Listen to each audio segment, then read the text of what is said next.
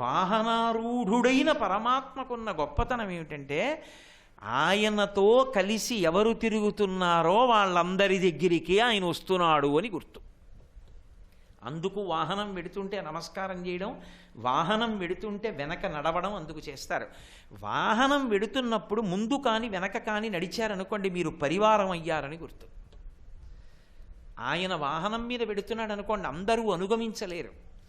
ఆయన వెడుతున్నప్పుడు అనుగమించగలిగినటువంటి వాళ్ళు ఆయన ఆంతరంగిక పరివారం మాత్రమే ఆయనతో రాగలరు. మిగిలిన వాళ్ళు ఎలా వస్తారు? తన వెంటన్ సిరిలచ్చి వెంటనవరోధవ్రాతముం దాని వెనుక పక్షీంద్రుడు ధను కౌమోదికి శంఖచక్రణి కాయంబును ధ్వజనీకాంతుడు నారదుండు తా వచ్చి రొయ్యన వైకుంఠపురంబునన్ కలుగువారాబాల గోపాలమున్ అంటారు.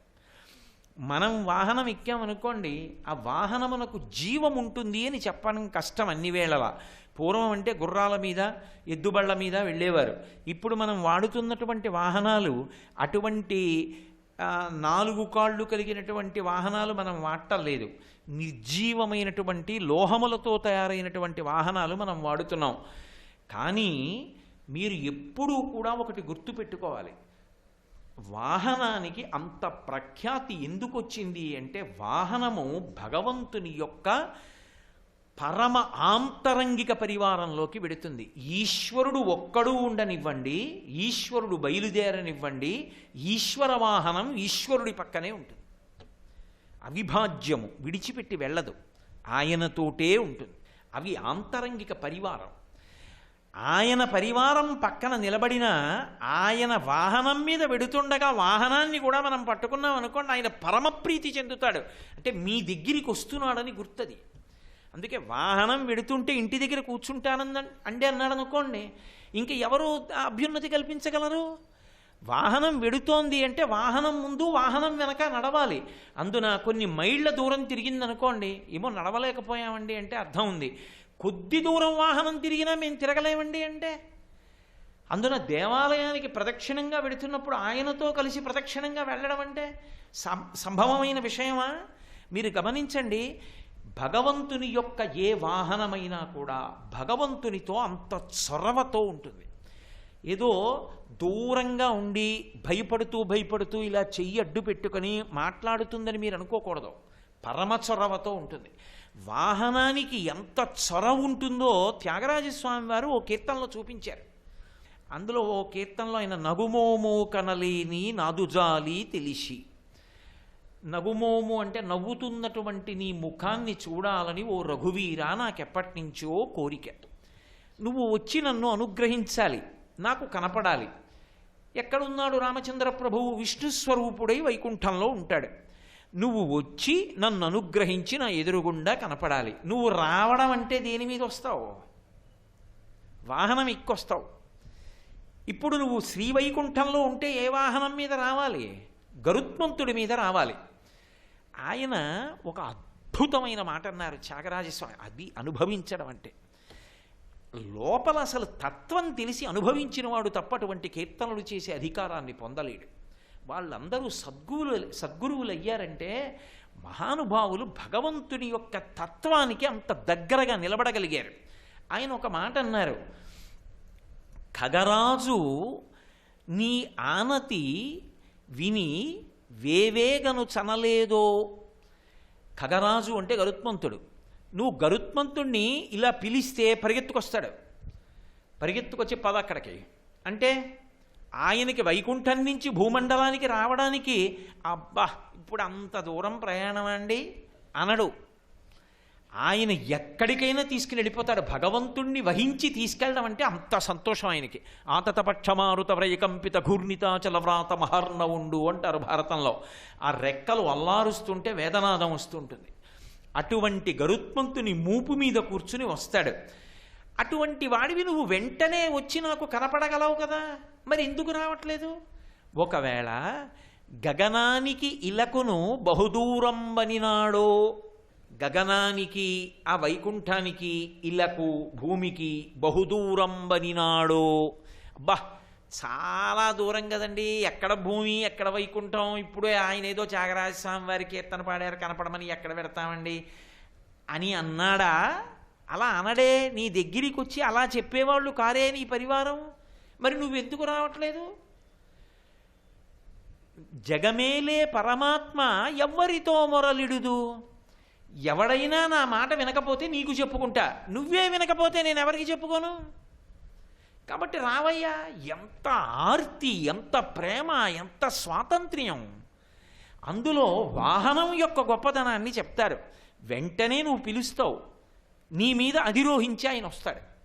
ఇప్పుడు ముందు ఆయన కనపడతాడా? ఈ రెక్కలు, మెరుపు, నాదం, గరుత్మంతుడు కనపడతాడా? గరుడు కనపడతాడు. కనపడగానే ఎంత సంతోషపడిపోతామో, వచ్చేస్తున్నాడు పరమాత్మ అని. తనుదెంచన్ ఘనుడల్లవాడే హరి పజ్జంగంటిరే లక్ష్మి శంకనినాదమ్మది చక్రమల్లది భుజంగధ్వంసయున్వాడే క్రందన నీతెంచ నటంచు వేల్పులు నమో నారాయణాయేతి నిస్వనులై మృక్కిరిమింట హస్తి దొరవస్తావక్రికిన్ చిక్రికిన్ అంటారు పోతన గారు గజేంద్ర మోక్షణంలో. ఆయన నడిచి వెళ్ళిపోతుంటే ఆయన ఎక్కకపోయినా గరుత్మంతుడు ఆగడం.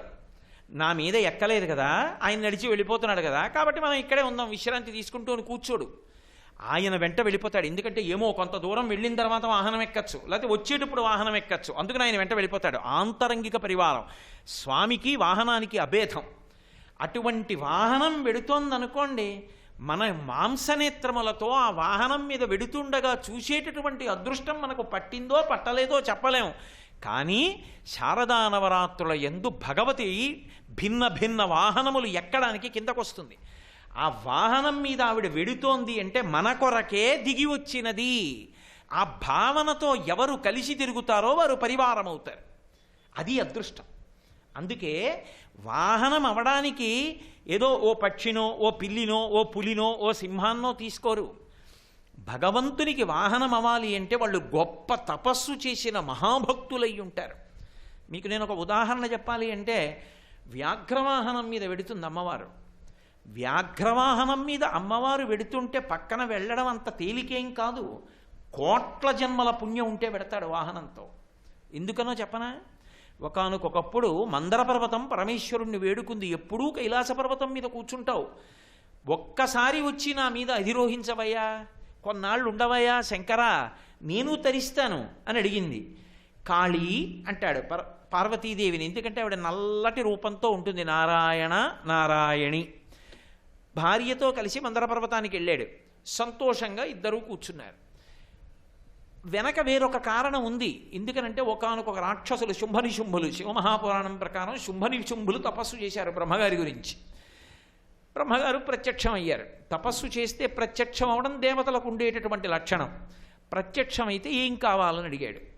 అయోనిజ అయినటువంటి స్త్రీని నేను కామించినప్పుడు ఆమె చేతిలో మరణిస్తాను, అప్పటి వరకు నాకు మరణము కలగకుండుగాక. అయోనిజ కావాలి. అయోనిజ అంటే వేరొక స్త్రీ కడుపున పుట్టినది కాకూడదు. ఇప్పుడు అటువంటి స్త్రీ కావాలి. ఆమె మహాపతివ్రత, జగములను కన్న తల్లి కావాలి. ఎలా సంభవం అవుతుంది? అలా శుంభనిశుంభులు మరణించడానికి పరమశివుడు ఒక చమత్కారం చేశాడు. లోకానికి పనికి రావాలి.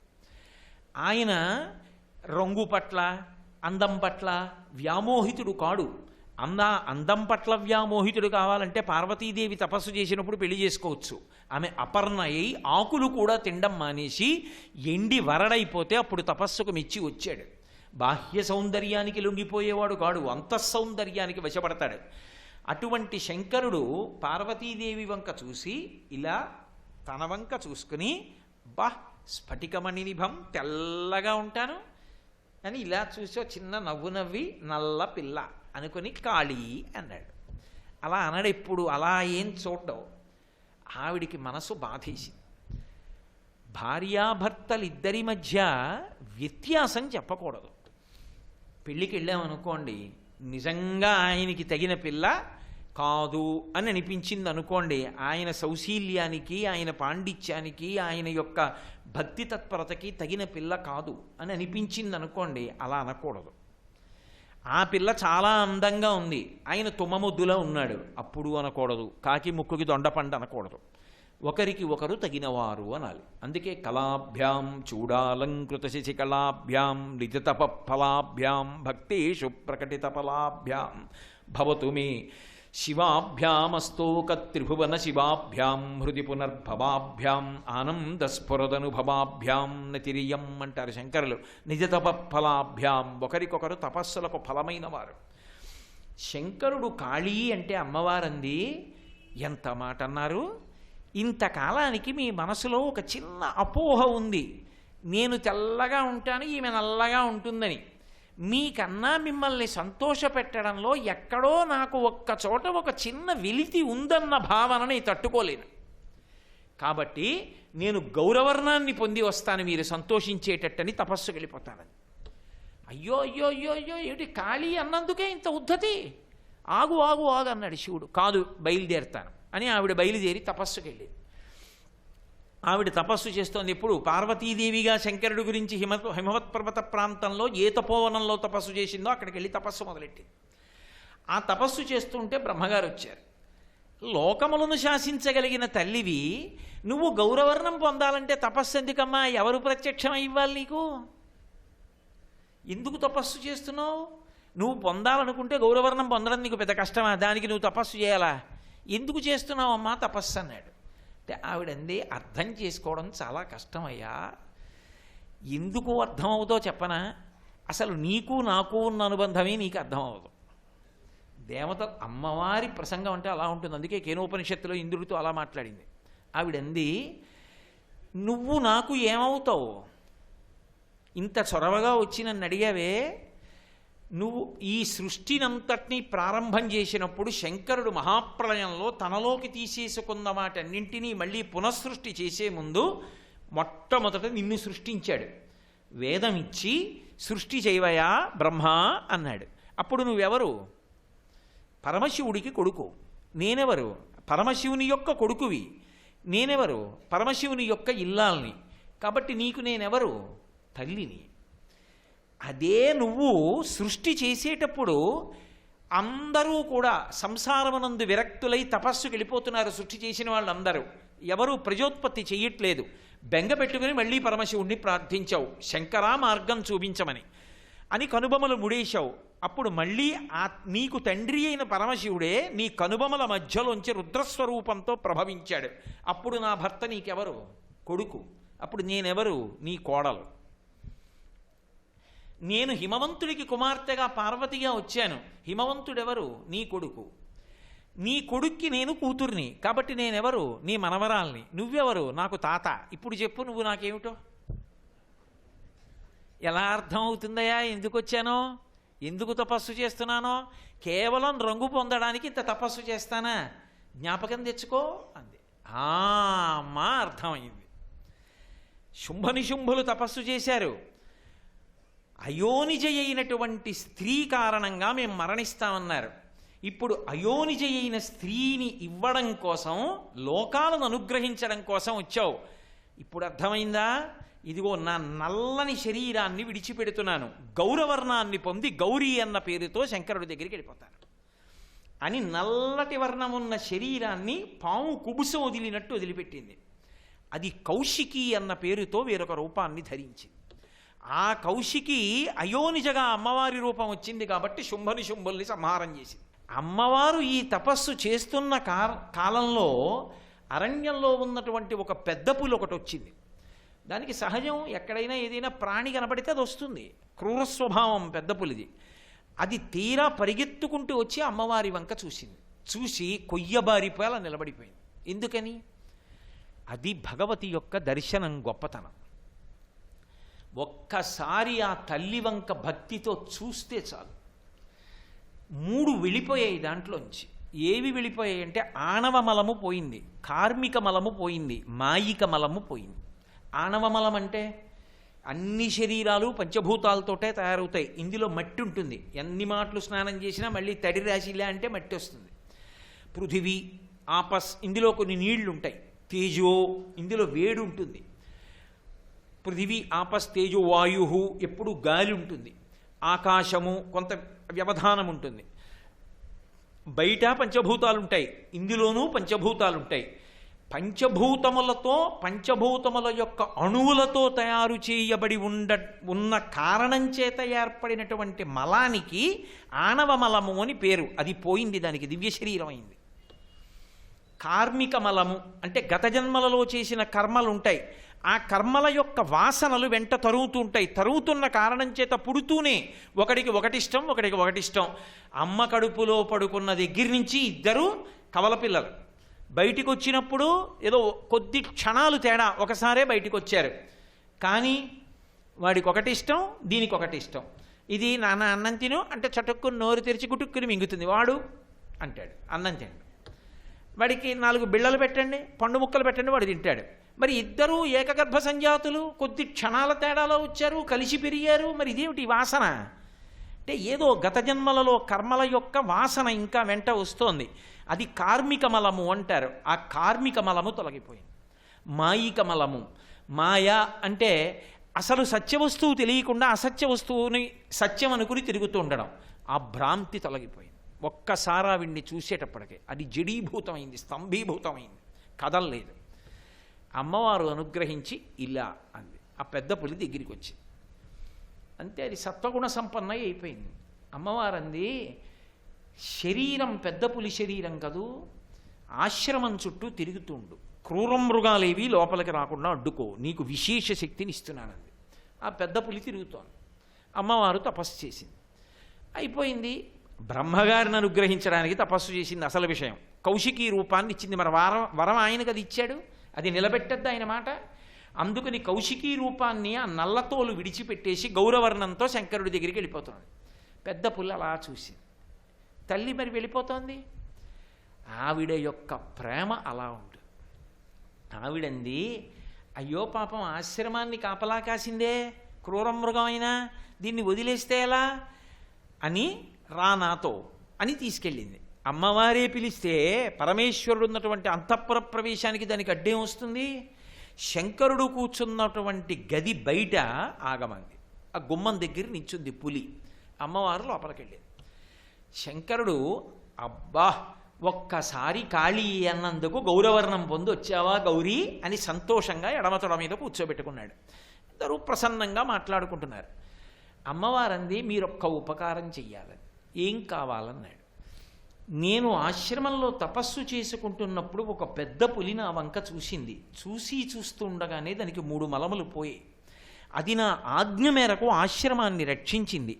అది నేను మళ్ళీ మందర పర్వతానికి వచ్చేస్తున్నప్పుడు ఆర్తితో నా వంక చూసింది. నా వెంట తీసుకొచ్చాను. బయట నిలబడి ఉంది. దానికి నందీశ్వరుడికి మీరు ఏ స్థానం ఇచ్చారో ఆ స్థానం ఇవ్వండి. వెంటనే పరమశివుడు ప్రసన్నుడై సంతోషించన్నాడు, పేరు కూడా అదే ఇస్తాను, దాని పేరు సోమనంది అని పెడతాను అని ఆ పెద్ద పులిని పిలిచి సోమనంది అని పిలిచాడు. అందుకే అమ్మవారు ఎక్కినటువంటి వ్యాఘ్రమునకు పేరు సోమనంది. శివుడు ఎక్కితే నంది, అమ్మవారు ఎక్కితే సోమనంది. ఇప్పుడు ఆ సోమనంది మీద వెడుతున్నప్పుడు ఆవిడ బహుప్రసన్నురాలై ఉంటుంది. ఆవిడ అనుగ్రహానికి నోచుకున్న పులిది. ఇప్పుడు ఆవిడ ఆ పులి మీద వెడుతోందనుకోండి, ఆ పులి వాహనము అన్న మాటకు అర్థం అంత ఆంతరంగిక పరివారం. అది ఎప్పుడు బయట ఒక గణనాథ పదవిని ఇచ్చారు. ఇచ్చి చేతికి పాము ఎలా ఉంటుందో అటువంటి బెత్తం ఇచ్చాడు శివుడు. అది పట్టుకుని అంతఃపురంలో గది బయట నిలబడి ఉంటుంది. శారదా నవరాత్రులలో అమ్మవారి అనుగ్రహాన్ని విశేషంగా ప్రసరింప చేయడానికి ఏం చేస్తారంటే వాహన సేవ చేస్తారు. ప్రతిరోజు ఒక వాహనం మీద పెడుతుంది అమ్మవారు. అమ్మవారు అశ్వవాహనం ఎక్కి వెళ్ళిందనుకోండి, లౌకికంగా మనం ఆ వాహనాన్ని కూడా పట్టుకుంటాం. కానీ మనసులో భావన అమ్మవారు అశ్వం మీద వెడుతోంది అని ఊహ చేస్తాం. గుర్రం ఎక్కి వెడుతున్న అమ్మవారు కనపడుతుంది మనకి. ఆవిడ భూమి మీద వెడుతోంది. ఆవిడ మీకు మొదటి రోజు ప్రసంగంలో చెప్పా, గుర్రం భూమిని తొక్కితే భూమి పవిత్రమవుతుంది. అమ్మవారు గుర్రం మీద వెడుతున్నప్పుడు మనం చూసామనుకోండి, ఇంద్రియాల్ని గుర్రాలతో పోలుస్తారు. తన ఇంద్రియాల్ని తాను వశం చేసుకోలేనివాడు, ఇంద్రియ నిగ్రహం పొందలేక దురలవాట్లు పొందుతున్నవాడు, రాబో కాలంలో ఏ కారణం చేతనైనా ఇంద్రియములు విచలితములై దురభ్యాసములకు అలవాటు పడేటటువంటి స్థితి పొందబోతున్నవాడు కూడా అమ్మవారు అశ్వవాహనారూఢయై వెడుతుండగా దర్శనం చేసి వెనక వెడుతున్నాడు అనుకోండి, ఆవిడ ఎంత ప్రీతి పొందుతుందో విశేషంగా అనుగ్రహించేస్తుంది. అదే తల్లి సింహవాహనారూఢయై వెడుతోందనుకోండి, సింహం మీద వెడుతోంది ఆవిడ. సింహం మీద వెడుతోంది అంటే బాగా జ్ఞాపకం పెట్టుకోండి, దాని అర్థం ఏమిటో తెలుసా? సింహ అన్న మాట హింస అని. ఏమిటి హింస? బాధ పెట్టడం అని కాదు. ఏ తల్లి మహాప్రళయమునందు సమస్తాన్ని కూడా శివుని యందు కలిపేస్తుందో ఆ తల్లి, మహాప్రళయమునందు సమస్త బ్రహ్మాండములను కలిపేయగలిగిన తల్లి ఏమివ్వలేదు, ఈ బ్రహ్మాండాలనే కలిపేస్తుంది ఆవిడ. ఉన్మేష నిమిషోత్పన్న విపన్న భవనావళి, ఆవిడ కనురెప్ప ఇలా మూస్తే బ్రహ్మాండాలు లయమవుతాయి. అంతటి శక్తి కలిగినటువంటి ఆదిశక్తి సింహవాహనారూఢయై వెడుతుండగా చూసి నమస్కరించి ఓ కాగడా పట్టుకున్నాడు, ఓ గొడుగు పట్టుకున్నాడు, నామం చెప్తూ వెంట వెళ్ళాడు, భజన చేశాడు, డప్పు కొట్టాడు, తాళం వేశాడు, కంజేరీ మోగించాడు, అథవా నిశ్శబ్దంగా నడుస్తూ వెంట వెళ్ళాడు, వాడి జన్మ తరించిపోయింది. సర్వం శ్రీ ఉమామహేశ్వర పరబ్రహ్మార్పణమస్తు. స్వస్తి.